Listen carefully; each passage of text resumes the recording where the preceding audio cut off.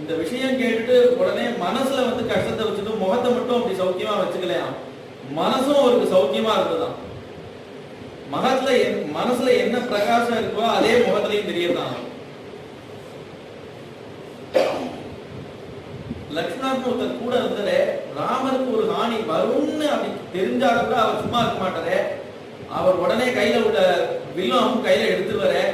ஏன்னா முன்னாடி அந்த பால்யத்திலே வந்து ராமன் வந்து வேட்டையாட போவாராம். தனுர்வித்தியை கத்துனதும் வேட்டையாட போவாராம். வேட்டையாட போனா லக்ஷ்மணன் கூட போவார். அவருக்கு வந்து வேட்டையாடணுமா அப்படின்னு கேட்டா லக்ஷ்மணனுக்கு வேட்டையாடுறதுல ஒரு நாட்டமும் கிடையாது.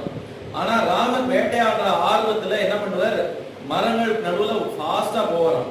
அப்படி போகும்போது ஏதாவது ஒரு கிளையோ இதோ ராமனை தட்டிட போதே அப்படின்னு இவர் முன்னமே பின்னாடி இருந்து அஸ்திரம் போட்டு வரும். அது தட்டாதபடி அதை வீழ்த்திட்டு வரும். அப்ப ராமன் வந்து ரொம்ப கவலையே இல்லாம விளையாட முடியுமா? அதுக்காக